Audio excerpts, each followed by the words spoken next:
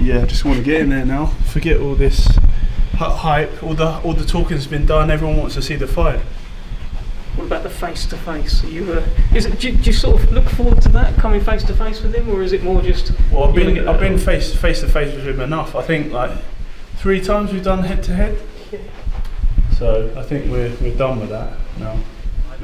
Here he is. Hey there, mate, you good? Great to see you, mate.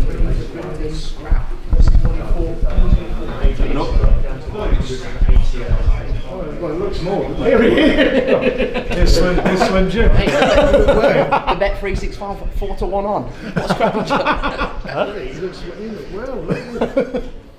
You good? Yeah. Where's your other half? Huh? Well, you look like you've lost them. You look like you've lost them. Putting out fucking jokes on you. I was trying to be amusing, wasn't it? Can you do that on camera? What about the face-offs? Is that something you look forward to, the face-offs, or is it just something you want to get out of the way? Yeah, just ready to fight now. Yeah.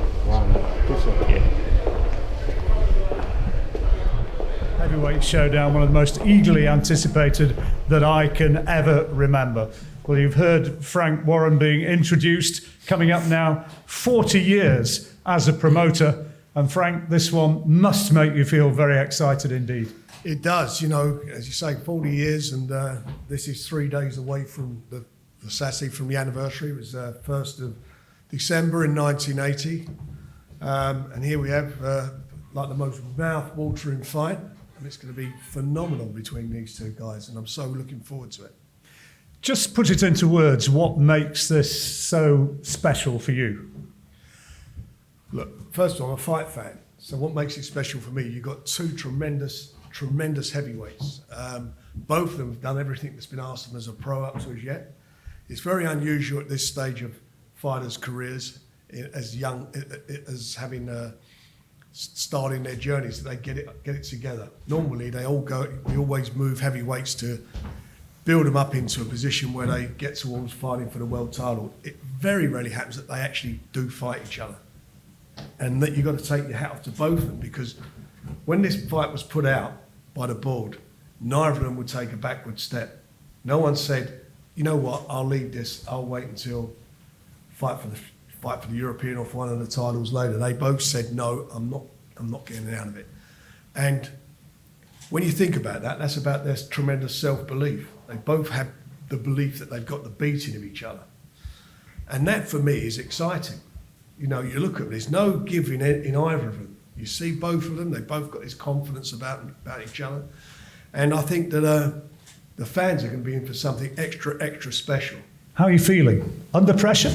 No, I'm not under pressure. I'm confident, quietly confident, and I'm ready to do the business on Saturday night. So the bookies have Daniel in a very good position. His odds aren't that great, so it looks like he's just going to wipe the floor with me. So he has all that pressure on him to deliver on the night, whereas I'm the underdog and I'm coming to take him out. Does it irritate you that some people have maybe written you off? Yeah, a little bit, but I don't really care, to be honest. You've got the fantastic amateur pedigree Frank was talking about. You know, I mean, you've won medals all over the world, a glittering amateur career, which Daniel doesn't have. How much of a difference does that make in your favour? It makes a difference because I've been there and I'm tested. There's no questions about my ability and my achievements, whereas Dubois hasn't really done anything in the senior amateurs, and he hasn't done anything quite yet in the pros. So I feel that I've achieved more in my fewer fights than he has. He's got 5 more fights, but I've had the much better tests, and I've had the tests and the questions answered. So I'm in a place where I'm ready to go for that world title. So you think you've, as a professional, fought at a higher level than he has? I believe so. I'm feeling confident. I've left no stone unturned in training, so I'm ready to rumble. I'm ready to go. And you hear Joe talking about his extra amateur experience, been there, seen it, done it, been around the world. Yeah. Do you feel in any way intimidated by that? No, not at all. It's a fight. He's never been in with a fighter like me before, and now I think I'm ready to go and, accomplish what I need to do. It's my destiny, so I got to win. And what about his professional record? People like Stiver, like Jennings, who've been beaten and beaten well. Your best win, I presume you'd say, was Nathan Gorman. Yeah, well, those guys, I'd say, you could say, make an argument they were old. They're past their prime a long time ago. So, he's not. I'm a different fighter altogether. I'm hungry, I'm young, and I'm ready to go. What do you think is going to be the key in this fight? Just putting what I've got to, good use. All my tools and all my strength and my speed and, my youth and my power. Do you say, or do you recognise that he's the puncher?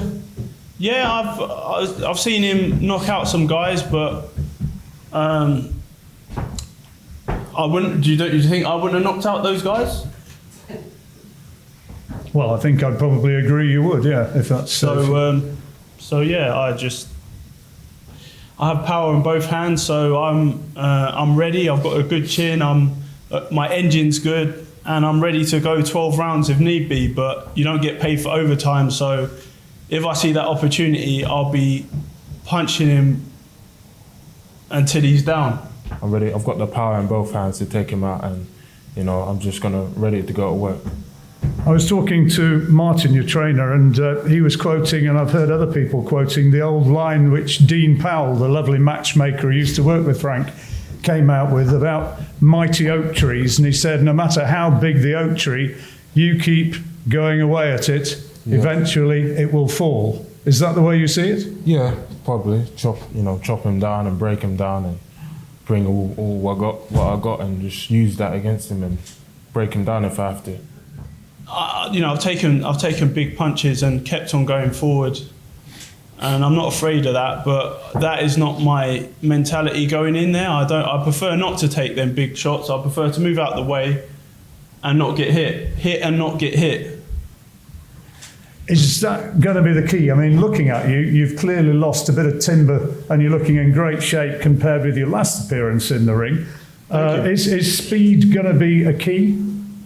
Well, I'm not, as a lot of people say, I'm not blessed with speed, but I hit the target, so that's the main thing. I know Frank's doing down the power punching, but you've got this amazing knockout record. Joe, as well, has the great stoppage record. Do you think, Daniel, that this is going to be another KO? Do you think you will get to him? Do you think this will be stopping inside the distance? Definitely. I want to win in devastating fashion and cause a knockout, and, that's the best way to win for me, and that's what I'm going for. And you're wanting to send out a message maybe in doing that? A clear message, to the rest of the fighters in the division and, all around the world that I'm coming. Here you are, face to face. What can he expect? I haven't really got anything to say to him. I just think he should respect his elders, and he will do on the night. We'll see about that, We'll see. Bring it on, Joe. Daniel, any message for Joe? None. No, I'm 100% prepared. As I said, I've turned, no stone left unturned. I'm ready to go, ready for war.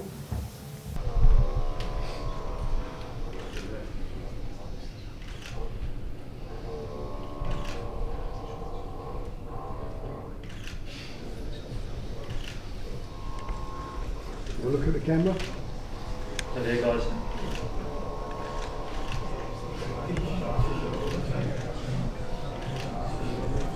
Thank you.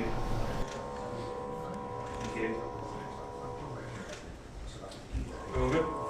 All good? Perfect.